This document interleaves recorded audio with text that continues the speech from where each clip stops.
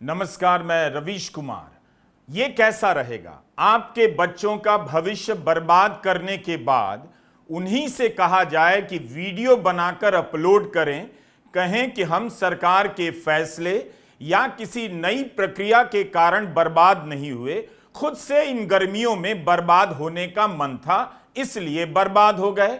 और सरकार ने जो नई प्रक्रिया अपनाई है वो तो बहुत शानदार है, उसमें कोई कमी या खराबी नहीं। कुछ ऐसा ही होता लग रहा है सीबीएसई के केस में। 12वीं की परीक्षा की कॉपी चेकिंग को लेकर कितने सवाल उठे, इस पर किसी प्रिंसिपल का बयान नहीं आया। लेकिन जिस प्रक्रिया के तहत 4 लाख से अधिक छात्रों को परेशानियों का सामना करना पड़ रहा है, उस प्रक्रिया की तारीफ में प्रिंसिपल वीडियो बयान अपलोड कर रहे हैं, उनसे करवाए जा रहे हैं। एक अभियान सा छिड़ गया इसे सही बताने का। आखिर इतने सारे प्रिंसिपल एक साथ एक ही तरह की बात ऑन स्क्रीन मार्किंग को लेकर वीडियो क्यों अपलोड कर रहे हैं? I am Mrs. Hina Nair, principal of New Era Senior Secondary School, Vadodara. Hello everyone, I am Anju Singh, principal DPS Gandhinagar. नमस्कार, I am Seema Bajaj, principal Remal Public School. नमस्कार, मेरा नाम अवधेश है। मैं CM Shri secretariat Rohini का principal हूँ। I am Sarika Singh, principal Shreya Devi, Bhagirath Rakhi Maheshwari Vidyapeeth Surat. Hello everyone, I am VKLT Katyayani, principal of Chirak International School, Kondapur, Hyderabad. Media में report है कि सीबीएसई ने स्कूलों से कहा है कि कॉपी चेकिंग की नई प्रक्रिया की तारीफ में रील बनाएं। जय मौर्य ने वो आदेश देखा है जो सीबीएसई की तरफ से स्कूलों को भेजा गया है कि रील बनाइए, ओएसएम को सपोर्ट कीजिए। क्या बोलना है वह भी लिखकर दिया गया है और उसी तरह प्रिंसिपल बोलते नजर आ रहे हैं। प्रिंसिपल को भी तोता बना दिया गया। उसके बाद से ही प्रिंसिपल के तमाम वीडियो बयान आने लगे।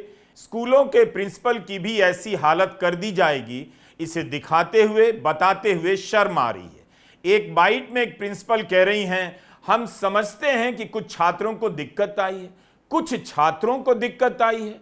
इस तरह से झूठ बोला जाएगा। 4 लाख छात्रों ने दोबारा कॉपी चेकिंग के लिए आवेदन किया है। 11 लाख से अधिक कॉपियों की जांच की जानी है। क्या यह कुछ छात्रों की परेशानी है? ये प्रिंसिपल कहां चले गए थे, कहां से लौट कर आए हैं? I am reaching out today to speak directly with you regarding the recent Class 12 results and to address some of the questions and anxieties that naturally accompany this crucial milestone.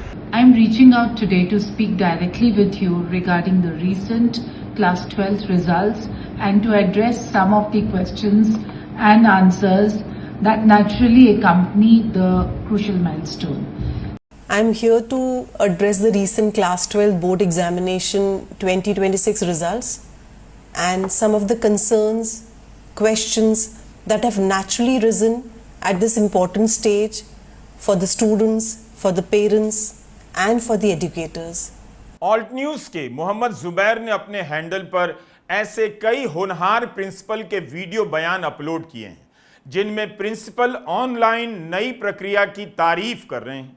यह सारे वीडियो सैंपल इस बात के प्रमाण हैं कि बच्चों का भविष्य बर्बाद हो जाएगा। उस समय भी स्कूल के प्रिंसिपल सरकार के गीत गाएंगे, बच्चों तुम बर्बाद नहीं हुए, नए तरीके से आबाद हुए।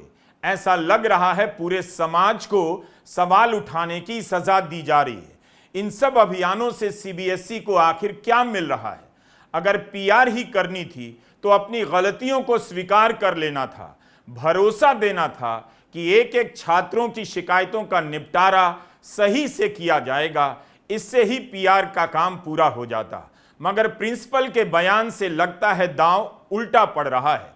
सीबीएसई आखिर समाज में प्रिंसिपल और शिक्षकों की प्रतिष्ठा से खिलवाड़ करता हुआ नजर आ रहा है। क्या एक बोर्ड का इतना कंट्रोल होना चाहिए? यह समाज जिन शिक्षकों पर भरोसा करता है उन शिक्षकों से वीडियो बनवाया जा रहा है, जबकि लाखों छात्र परेशान हैं। खुद शिक्षा मंत्री ने स्वीकार किया है कि खामियों की जांच हो रही है, दोबारा कॉपी चेक की जाएगी। यह किस तरह का प्रोपेगेंडा है? ऐसा तो व्हाट्सएप ग्रुप में होता है। नाकामी सरकार की होती है, गाली राहुल गांधी को दी जाती है। इस वक्त इसकी क्या जरूरत थी?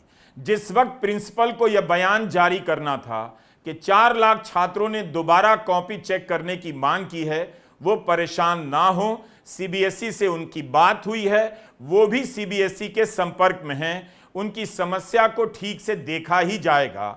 उसी समय ऑनलाइन स्क्रीन मार्किंग ओएसएम की तारीफ की क्या जरूरत थी? यह एक ऐसा प्रयास है जो भविष्य की model and standardised assessment system की ओर एक महत्वपूर्ण कदम है, लेकिन हम सभी यह भी समझते हैं कि जब भी कोई नई टेक्नोलॉजी इतने बड़े स्तर पर इम्प्लीमेंट की जाती है तो कुछ टीदिंग इश्यूज आना तो स्वाभाविक है।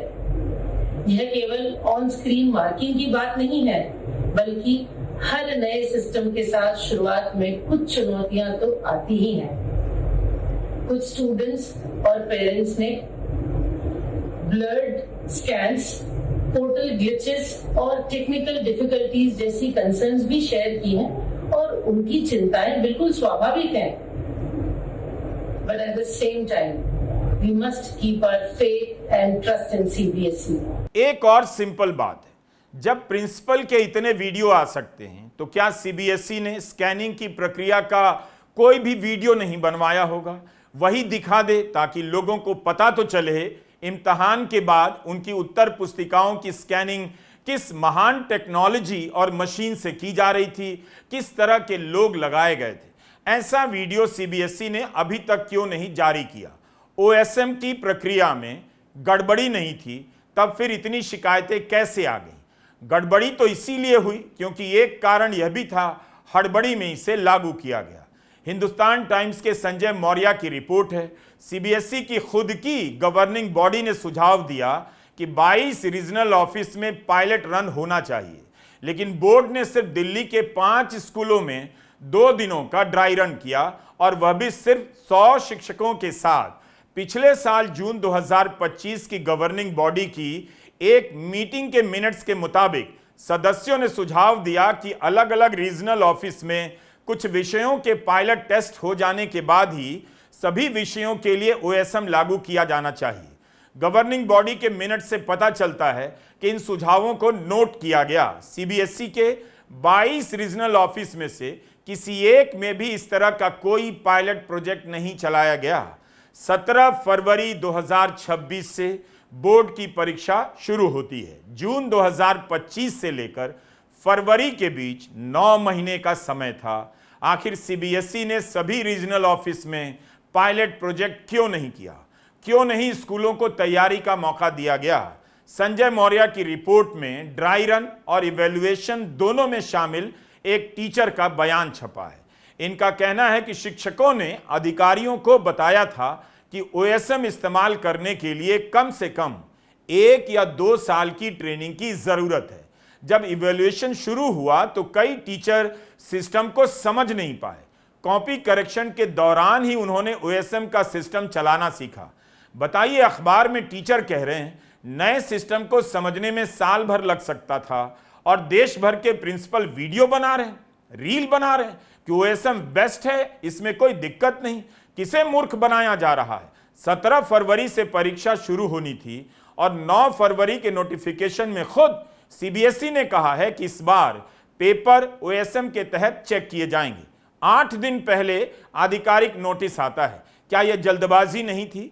परीक्षा शुरू होने से सिर्फ 1 हफ्ता पहले नोटिस जारी किया गया, जिसमें बताया गया कि अगले 1 महीने में शिक्षकों को पोर्टल पर लॉगिन करने का मौका दिया जाएगा और सीबीएसई ड्राई रन के अलावा ट्रेनिंग भी करवाएगी। 18 मई के अपने इस ट्विटर पोस्ट में सीबीएसई ने लिखा है, जनवरी के महीने में 5 स्कूलों में 100 शिक्षकों के साथ ड्राई रन करवाया गया। सीबीएसई की प्रेस रिलीज में बाकायदा नई प्रक्रिया के फायदे गिनाने के लिए टेबल बनाए गए और दिखाया गया कि पुराने के मुकाबले नए में क्या क्या फायदे हैं। तभी सारे प्रिंसिपल वीडियो क्यों नहीं बनाने लगे? जब सवाल उठा, हंगामा मचा, तब जाकर सबके वीडियो आने लगे कि ओएसएम एक अच्छा कदम है, होगा अच्छा कदम। मगर इस कदम से इस साल परेशानी हुई, गड़बड़ी हुई। क्या उसकी बात ये प्रिंसिपल अपने वीडियो में करने की हिम्मत रखते हैं? क्या हमारा समाज इस तरह से दब्बू डरपोक हो जाएगा कि सामने आकर दिखाने लग जाएगा कि देखो हम किस तरह से मजबूर हैं। पता है 4 लाख छात्रों ने कॉपी चेक करने के एप्लीकेशन दिए, लेकिन स्कूल की मान्यता का सवाल है तो हम सीबीएसई की तारीफ में वीडियो तो बनाएंगे। ये हालत हो गई है समाज और संस्थाओं की।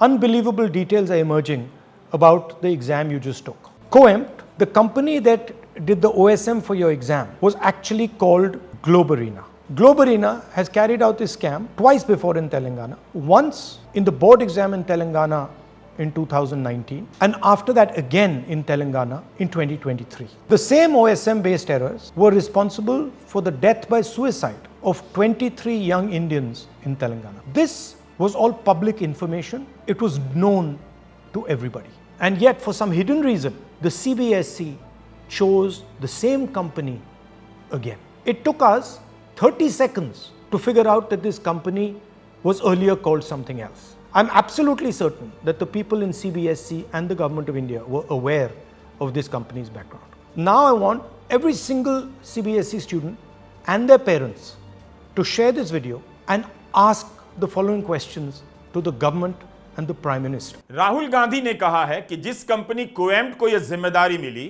वह पहले ग्लोब एरिना के नाम से तेलंगाना में 2019 में यही कारनामे कर चुकी है। नाम बदला पर नीयत वही, फितरत वही। इतिहास सबको पता था, फिर भी ठेका दिया गया। ऐसी कंपनी के हाथ में 18.5 लाख बच्चों का भविष्य सौंप दिया गया और किसी को फर्क नहीं पड़ा। यह गलती नहीं, सोचा समझा गया षड्यंत्र है। और राहुल गांधी ने सवाल पूछे कि इसी कंपनी को ठेका क्यों और किसके कहने पर दिया गया, किस तरह की प्रक्रिया अपनाई गई। कोएम्प्ट पहले ग्लोबल एरिना के नाम से विवादों में घिर चुकी है। यह सीबीएसई को पता क्यों नहीं चला, बैकग्राउंड चेक्स क्यों नहीं किए गए। इस पर शिक्षा मंत्री धर्मेंद्र प्रधान का भी बयान आ गया। तब राहुल ने कहा कि उनकी बात का जितना मजाक उड़ाना है उड़ा लीजिए, लेकिन छात्रों के भविष्य के साथ इस तरह मत खेलिए। इस कंपनी पर आरोप लग रहे हैं, क्या यह कंपनी खुद आकर मीडिया से बात नहीं कर सकती, नहीं दिखा सकती कि कई लाख कॉपियों को स्कैन करने की क्या प्रक्रिया अपनाई गई, किस तरह की मशीनों का इस्तेमाल हुआ? क्या कंपनी ने कोई वीडियो रिकॉर्ड नहीं किया होगा? हिंदुस्तान टाइम्स के ही संजय मौर्य की यह रिपोर्ट है। इसमें बताया गया है कि पहली बार जब टेंडर निकला तो कोई आया ही नहीं। दूसरी बार जब टेंडर निकला तो तकनीकी गड़बड़ी के आधार पर रद्द कर दिया गया। तीसरी बार टेंडर निकाला जाता है, मगर इस बार कई सारे नियमों में रियायतें दी जाती हैं और इम्तहान से 6 महीना पहले टेंडर निकलता है। हिंदुस्तान टाइम्स ने सूत्रों के हवाले से लिखा है, टीसीएस और कोएम्प्ट एडुटेक तीसरे राउंड को क्लियर कर लेती हैं, लेकिन स्कैन का कॉन्ट्रैक्ट मिलता है कोएम्प्ट को क्योंकि उसने कम पैसे मांगे थे। याद कीजिएगा, हमने सीबीएसई पर अपने पहले वीडियो में 2017 में मुंबई यूनिवर्सिटी की एक घटना का जिक्र किया था कि कैसे उस समय भी उत्तर पुस्तिकाओं की स्कैनिंग के ठेके दिए गए और इतनी गड़बड़ी हुई कि कई महीनों तक छात्र आंदोलन करते रहे, परेशान होते रहे और रिजल्ट टुकड़ों टुकड़ों में आता रहा। तो इस वक्त सवाल क्या उठ रहे हैं, इम्तहान से पहले बिना व्यापक ट्रायल की यह सिस्टम क्यों लागू हुआ, उस कंपनी को क्यों दिया गया, किस तरह से दिया गया, जिस पर राहुल सवाल उठा रहे हैं, जिसने तेलंगाना में भी गड़बड़ी की थी, अपने बयान में कह रहे हैं। पिछले साल अगस्त में सीबीएसई के चेयरमैन राहुल सिंह को 2 साल का सेवा विस्तार दिया जाता है। उसे इतनी सी बात समझनी चाहिए कि समस्या इस साल हुई है। इस साल के छात्र परेशान हैं, उनके नंबर कम आए हैं। क्या वे अपनी प्रिंसिपल की रील पर यकीन कर लेंगे? यही नहीं, झूठ भी बोल रहे हैं कि ओएसएम की प्रक्रिया से कॉपी तेजी से चेक होती है और रिजल्ट जल्दी निकलता है। यही तर्क सीबीएसई ने अपने नोटिफिकेशन में लिखा था। लेकिन क्या ऐसा हुआ? पिछले साल सीबीएसई की परीक्षा 15 फरवरी को शुरू हुई और इस साल 17 फरवरी से शुरू होती है, मतलब परीक्षा आसपास ही शुरू हुई। इस साल ऑन स्क्रीन मार्किंग ओएसएम की प्रक्रिया शुरू हुई, लेकिन इस साल भी रिजल्ट आया 13 मई को और पिछले साल भी रिजल्ट आया था 13 मई को। तो ओएसएम से रिजल्ट जल्दी कैसे निकल गया? प्रिंसिपल ने यह बात कैसे अपनी रील में कह दी? नमस्कार, मेरा नाम अवधेश है। मैं सीएम श्री सेक्रेटरीट रोहिणी का प्रिंसिपल हूं। इस बार जो सीबीएसई ने 12th के पेपर इवैल्यूएशन में नया कदम उठाया है वो बहुत ही पॉजिटिव है, सकारात्मक है। ओएसएम सिस्टम से जो पेपर चेकिंग हुई है, हमारे यहाँ से भी लगभग 24-25 टीचर्स गए थे पेपर चेकिंग पर। शुरू में तो वो डर रहे थे कि पता नहीं कैसा होगा, लेकिन जब वो गए वहां पर और चेकिंग करके आए हैं, इतना खुश हुआ, इतनी पॉजिटिव रिपोर्टिंग है। उन्होंने कहा कि मार्किंग में कोई दिक्कत नहीं, टोटलिंग में कोई दिक्कत नहीं, और आप सब जानते ही हैं कि रिजल्ट कितनी जल्दी निकल गया जैसे पेपर चेकिंग खत्म हुई। शुरू में होता है परिवर्तन में थोड़ी घबराहट होती है, लेकिन जैसे हम उसको अडॉप्ट करते हैं, सीख लेते हैं। और इतना आसान था, सभी टीचर से बताया सीखना इतना आसान था, इतनी आसानी से सीख करके उन्होंने पेपर चेकिंग की है, और उसमें कहीं हर जगह एक्यूरेसी है, कहीं गलती के कोई चांसेस नहीं थे। इस बार बहुत बढ़िया चेकिंग हुई है और अगली बार और ज्यादा अच्छी होगी। शुरुआत में थोड़ी बहुत दिक्कत आई होंगी, पेपर को स्कैन करके भेजने में टाइम लगा हो शायद, लेकिन अगली बार और ज्यादा परफेक्शन से हो जाएगा। हम लोग इस कदम का बहुत स्वागत योग्य कदम है। टीचर्स खुश हैं और बच्चे भी धीरे धीरे और ज्यादा खुश हो जाएंगे। बहुत अच्छा सराहनीय कदम है। धन्यवाद सीबीएसई को और सरकार को। साफ दिख रहा है कि प्रिंसिपल को मजबूर किया गया है, यह काम नहीं करना चाहिए था। लाखों बच्चे अपने प्रिंसिपल में यकीन करते हैं, उनसे भरोसा पाते हैं। आज उस धागे को सीबीएसई ने तोड़ दिया। अगर सीबीएसई का भय नहीं होता तो ये प्रिंसिपल कभी इस तरह की फालतू रील नहीं बनाते। सरकार को पता नहीं करना क्या है। अब बताइए, ऐसी चर्चा मीडिया में छप रही है कि नीट परीक्षा का प्रश्न पत्र एयरफोर्स लेकर जाएगा। मतलब सरकार ने हाथ खड़े कर लिए कि उससे यह परीक्षा नहीं हो सकती, सेना की मदद लेनी पड़ेगी। इस देश में बाढ़ और परीक्षा दोनों एक हैं। सरकार ने क्या मान लिया कि परीक्षा भी एक आपदा है, बिना सेना की मदद के वह कुछ भी नहीं कर सकती? सरकार को बताना चाहिए कि क्या इसके लिए रफाल का इस्तेमाल होगा या F-35 का। मेरी राय में भारत सरकार को ट्रंप से B-2 बॉम्बर किराए पर मांग लेना चाहिए कि जनाब क्वेश्चन पेपर ले जाना है, दे दीजिए। If defence minister can't, I can ask माननीय ट्रंप जी, B-2 बॉम्बर दे दीजिए। कुछ तो आप दिमाग लगाएंगे कि इसी वक्त में प्रिंसिपल को क्यों मजबूर किया गया कि रील बनाएं और इंस्टाग्राम पर पोस्ट करें कि ऑन स्क्रीन मार्किंग OSM में कोई खराबी नहीं। इस एक आदेश से सीबीएसई ने देश के लाखों स्कूलों के प्रिंसिपल का रुतबा खत्म कर दिया। पहले बच्चों से रील और फोटो अपलोड करने के लिए कहा जाता था, अब प्रिंसिपल से भी करवाया जाने लगा है। गनीमत है कुछ प्रिंसिपल ने इस तरह के आदेश को नहीं माना। उन्होंने समझदारी का काम किया, मगर ज्यादा देर तक वह भी टाल नहीं पाएंगी। कोई और समय होता तो अलग बात होती। जिस समय लाखों छात्र, उनके माँ बाप चुपके चुपके परेशान हो रहे हैं, उसी समय इस सिस्टम की तारीफ में रील बनाने की कोई जरूरत नहीं थी।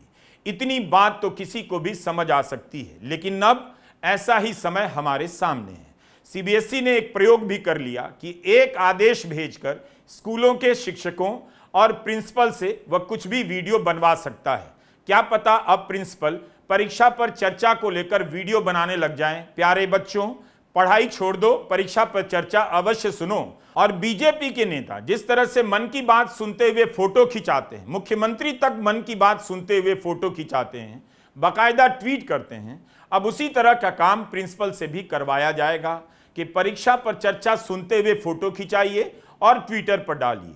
अच्छा होता कि जिन 4 लाख छात्रों ने दोबारा कॉपी चेक करने की मांग की है, सीबीएसई उनके ही मां बाप से कहती कि आप वीडियो बनवाइए और उसमें कहिए कि ऑनलाइन मार्किंग स्कीम शानदार है, इसमें कहीं कोई गड़बड़ी नहीं, कोई तकलीफ नहीं। उनका बेटा या उनकी बेटी बहक गए थे, दिन भर रवीश कुमार ऑफिशियल के वीडियो देखने लगे थे, इसीलिए उन्होंने दोबारा कॉपी की चेकिंग का आवेदन कर दिया। उसे कम नंबर आए हैं, मगर कोई बात नहीं, सिस्टम एकदम ठीक है।